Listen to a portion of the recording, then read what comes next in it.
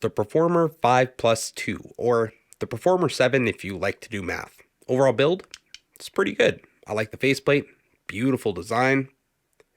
Shell is comfortable, fits nice and deep. Nozzle is 5.8 millimeters at its widest point.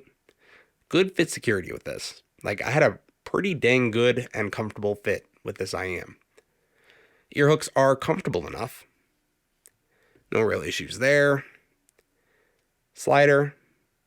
And this one is 4.4. Cable has some memory, as you can see here. Doesn't nicely twirl, but it doesn't tangle, and it wears all right, so, Hard shell case. No latch on this case, so just kind of got to be a little bit careful with that, but it's not bad. Decent size. Came with 3 styles of tips to choose from, all in small, medium, large. Yeah. Thank you, HiFiGo, for sending this for review. Let's get into it.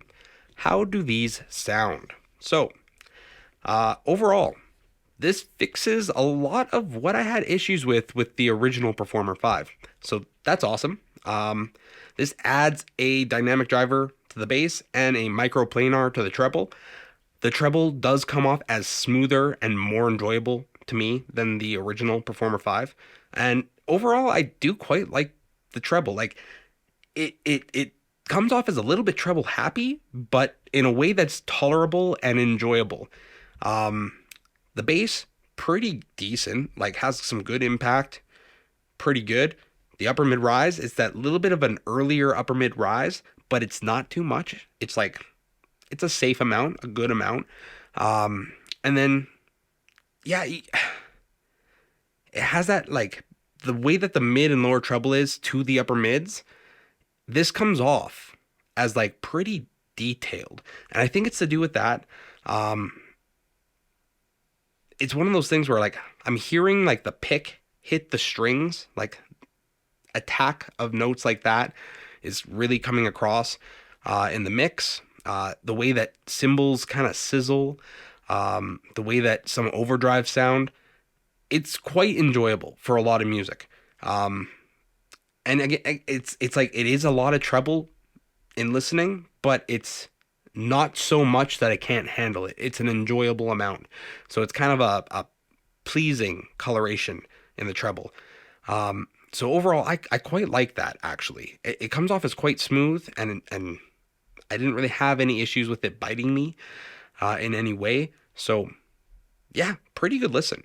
I don't know the MSRP on this, so I actually can't tell you if it's worth its money, because I don't know what it is going for. But what I can say is I compared it to things like the Dusk, the CKLVX, the Da Vinci, things like that. And what I would say is the treble on this, it is quite good. It has some qualities, like, it's similar timbre as the Dusk in the treble in some ways, and I think that's comes to the that's kind of down to the microplanars, but it's like a crispy, enjoyable treble.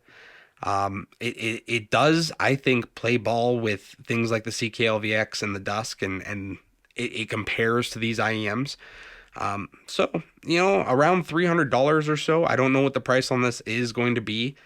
I think it's a good buy. I think it's a good listen. If you're looking for that type of sound, like this sounds detailed in its tuning, and I think that a lot of people are going to enjoy it for that.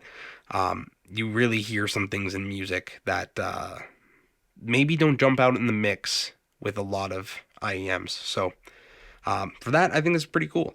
And it's like again, a tasteful way of doing it. It's not too much. It's not overdone. It's not like overcooked. So the way that they tune this, it's inoffensive while still having that sparkle and shine in the treble. I like it. I do like this.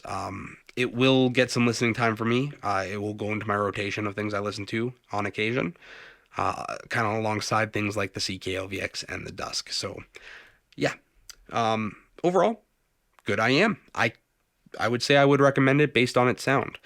If you have any questions for me, leave them in the comments down below. Like, comment, subscribe, and until next time,